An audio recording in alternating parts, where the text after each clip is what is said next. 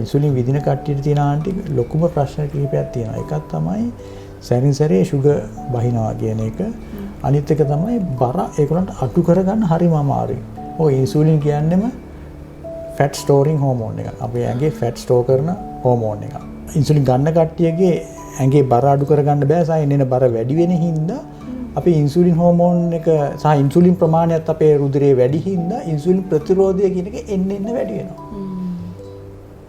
ඉතින් මම දැකපු දෙයක් තමයි ඇත්තටම ඉන්සුලින් විදින ගොඩාක් පේෂන්ට්ලට අවශ්‍ය ඉන්සුලින් ප්‍රමාණයට වඩා වැඩියෙන් ඉන්සුලින් ගන්නවා ඒගොල්ලෝ. සමහර රෝගීන් ඉන්නවා යුනිට් 100 ගන්නවා දවසට. 110 120 ගන්න රෝගීන් පවා ඉන්නවා. ඇත්තටම අපේ ෆිසියොලොජි එකේ වැඩ කරන්න අවශ්‍ය වෙන දවසටම ඉන්සුලින් යුනිට් 30 35 අතර ප්‍රමාණයක්. සාමාන්‍ය පුද්ගලයාට. මොනවා මේගොල්ලෝ ගොඩාක් ගන්නවා. ඒතර මේ හේතුව තමයි මේගොල්ලෝ sugar control එක අඩු හින්දා සැරින් සැරේ මේගොල්ලෝ පුරුදු වෙලා තියෙනවා ඉන්සුලින් sugar බහින සැරේට මොනවා හරි කනවා. ඒතර තවත් ආපහු sugar ආපහු ටික වෙලාවකින් වැඩි වෙනවා. ඊට පස්සේ ආපහු ඉන්සුලින් ගන්නවා. කාලයක් යද්දී HbA1c වැඩි වෙනවා. ඊට පස්සේ ආපහු වෛද්‍යවරයා කරන්නේ මාස 6න් 6ට හරි 3න් 3ට හරි ඉන්සුලින් ඩෝස් එක පොඩ යුනිට් එකක් දෙකක් වැඩි කරනවා. අන්තිමට ඔය ස්ලිපරි ස්ලෝප් එකේ යනවා. ඒ කියන්නේ එන්න ඒක කන්ට්‍රෝල් එක අඩු වෙනවා. එන්න මහත වැඩි වෙනවා. තවත් ඉන්සුලින් රෙසිස්ටන්ස් වැඩි.